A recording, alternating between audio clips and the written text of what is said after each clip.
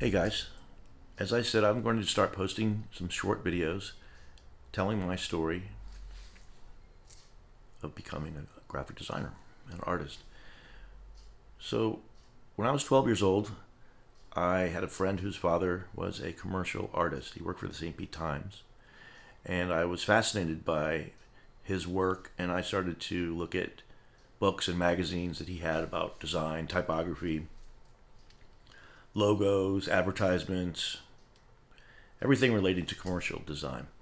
And in 12th grade, 12 years old, I was in 7th grade. And a guidance counselor came into our class and said,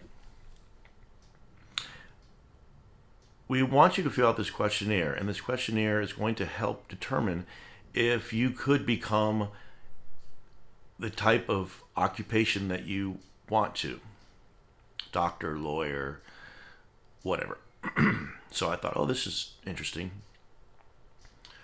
So I took the booklet and I took the test, basically a questionnaire, not a test. I wasn't being graded on it.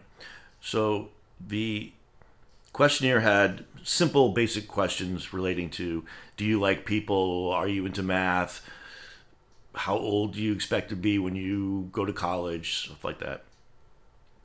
And then you go to the back of the book after you're done, and you find the occupation that you would like from a list, and see if your numbers match up to the possibility that this could be your occupation. So I went to the back of the book and I was looking for artist, commercial artist, graphic artist, something of that nature. Well, there was nothing in there for that. There was no occupation for what I was thinking about being at 12 years old when I got older. So I said to the guidance counselor, "My occupation isn't on here." And she said, "What is it?" And I said, "A commercial artist." And she said, "Okay, is there anything else that you want to be?"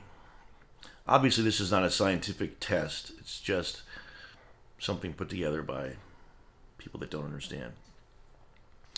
So she said, "Okay, well," she just kind of blew me off. And, as a 12-year-old, when you are told something by an adult, you just kind of accept it.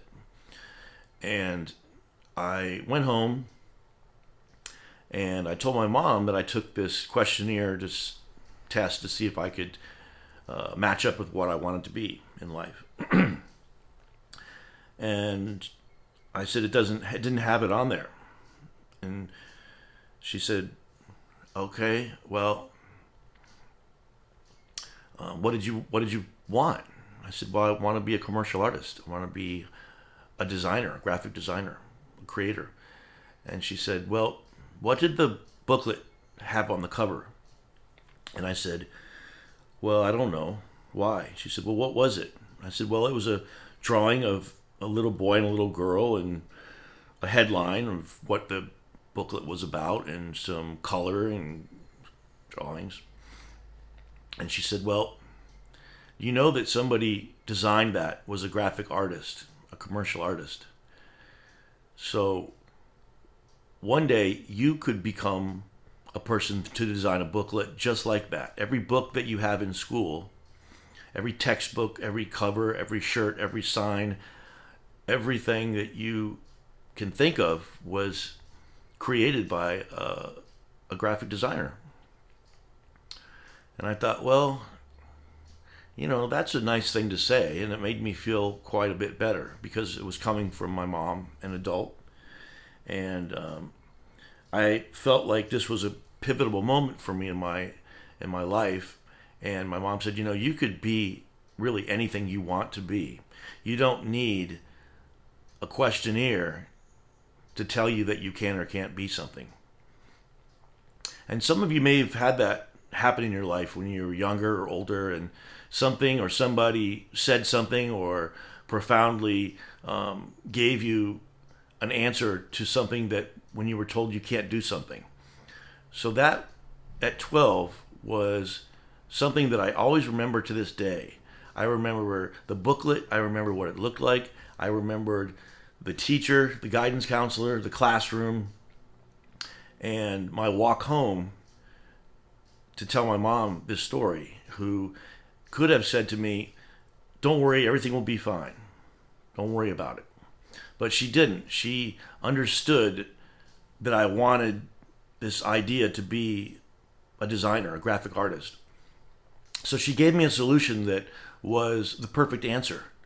That the very book that I took this questionnaire test in was designed by a person who was not included in the book as an occupation or legitimate. And back then, being an artist really wasn't considered to be an occupation. A doctor, a lawyer, fireman, policeman, whatever. But I encourage anybody to think outside the box, young or old, to do what their passion is. And that's my story for today. So stay tuned.